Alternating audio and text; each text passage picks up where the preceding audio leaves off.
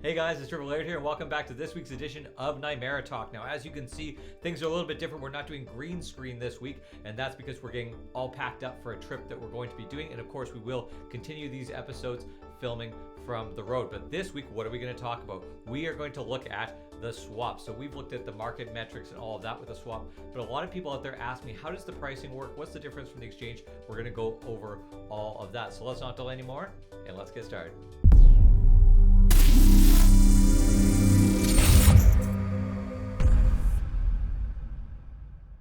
Now we're going to switch it up a little bit this week and do our giveaway. So if this is your address above me, then you have won $25 worth of EON, and I will be sending that to you exactly next Sunday. And last week's winner, you can look in your channel's account now and you will find that money sitting there. Congratulations to everyone who's won in the contest. So we're going to start this week, like I said, looking into the swap, and let's dive over to that segment right now. So here we are on the swap. Now, of course, if you go back to the Nimera main page, you can just click swap and there you go, you are in. So if you've never used this before, guys, it's pretty much the simplest way to trade between two cryptocurrencies. But there are a few considerations to take before you just jump in and do this. Now, the mechanism is actually pretty simple here. You literally go from one currency. We could say, okay, we want to sell some EON and get BTC. So we can go right here onto EON pair, say, okay, I want to sell 100 EON.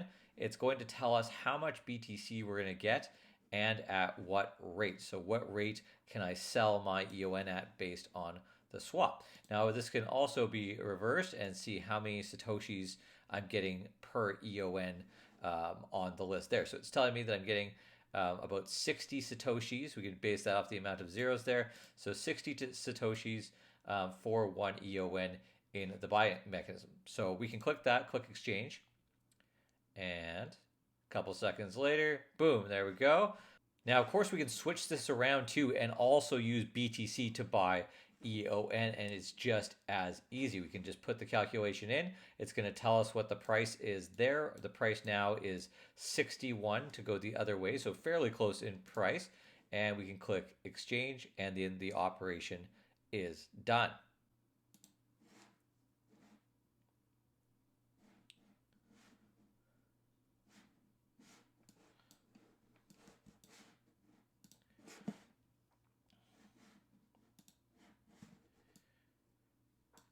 Now the question becomes, what is actually happening here?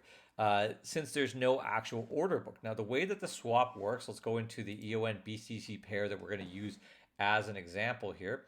The way that it works is that people like yourself can supply liquidity. You can say, okay, I'm going to trade, I'm going to supply EONs and I'm going to supply Bitcoin for people to trade back and forth on.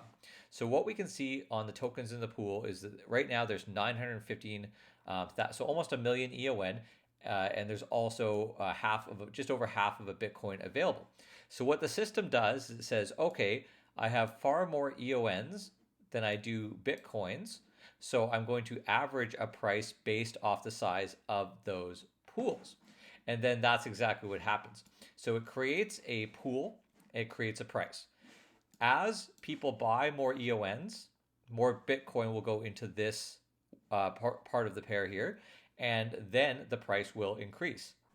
Now, a great way to show an example of how drastically the price can change is if we say we're going to go BTC to EON, okay? So let's say we're going to put half of a Bitcoin into the swap, okay? That's basically going to double the amount of Bitcoin in the swap, and it's going to reduce substantially the amount, about half of the amount of EONs available.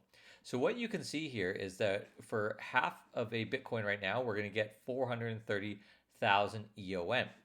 And that adjusts the price from 61 Satoshis to 116 Satoshis. Now, what happens if we hit 1 Bitcoin? Then you could see that we're going to get 586,000. So we're getting only like 1/5 more EONs for half a more Bitcoin, and then the price jumps substantially to 170 Satoshis per EON. So the pricing metric is completely based off of the amount of liquidity of each side of the pool. Now, of course, the inverse is going to be the same as well. We can go EON and then we can go BTC.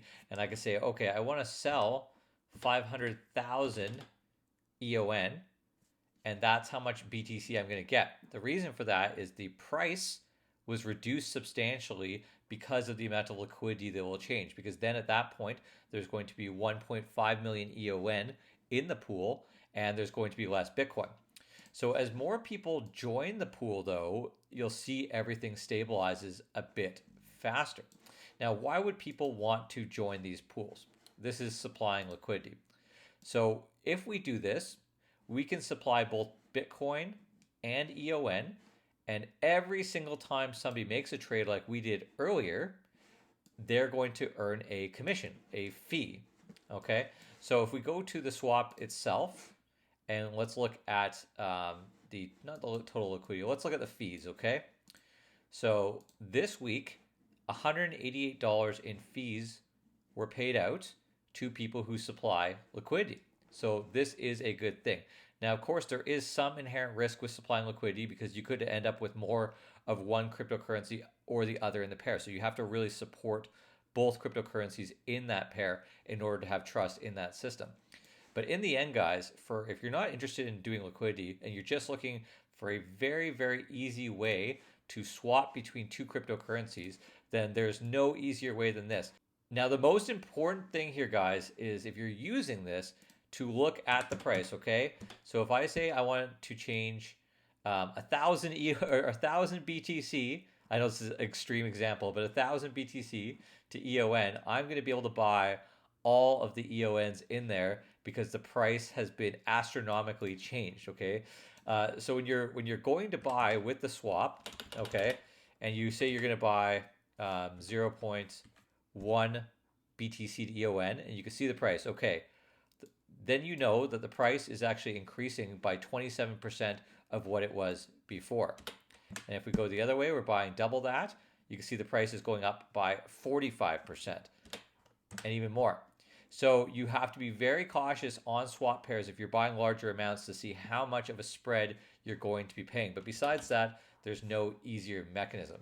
But if you guys want more details on all of this and just a more in-depth view of how it works, just go over to the swap, click documentation, and I will definitely put a link to this in the description below. And it does go over every last question regarding the swap and how it works.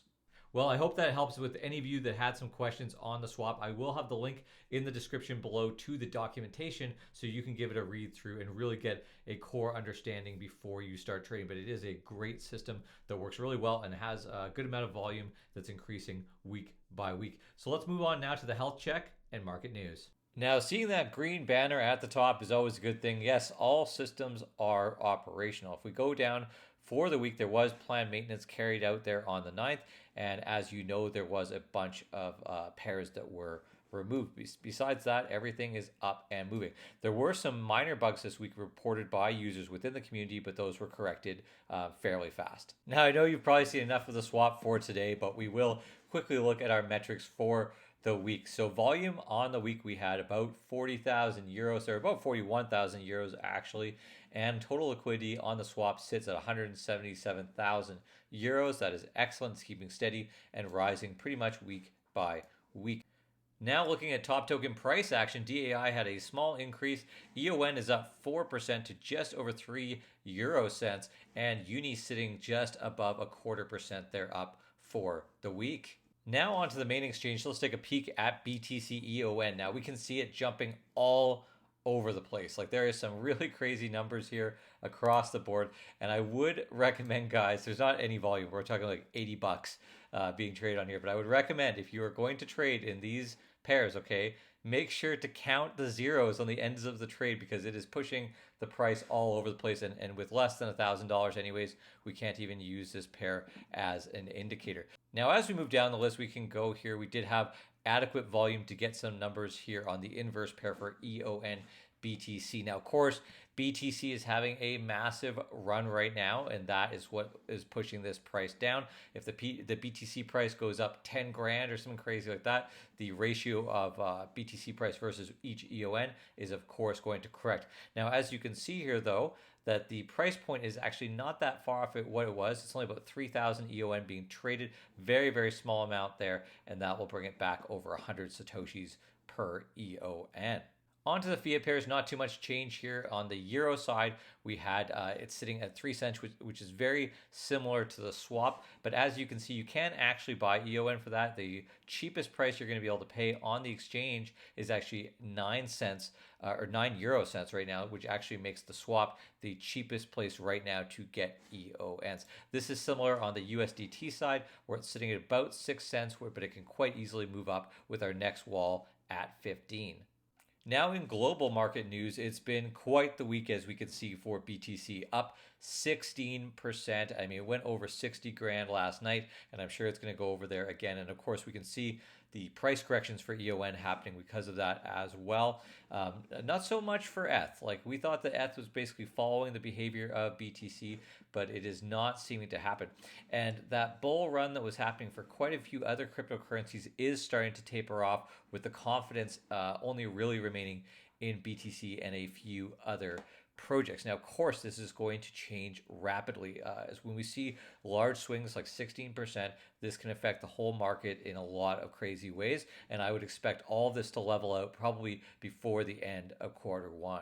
Now, guys, another thing to notice on the exchange is that the list is a lot shorter for our tradable pairs. And like we talked about last week, that's because the team has actually reduced that list by 20 pairs. It seems like a huge cut, but really those were our least active pairs. It's better to consolidate our best and most active pairs, especially before we link off with the multi-broker system, which is going to, of course, add an unlimited amount of trading pairs and liquidity to our brokerage system.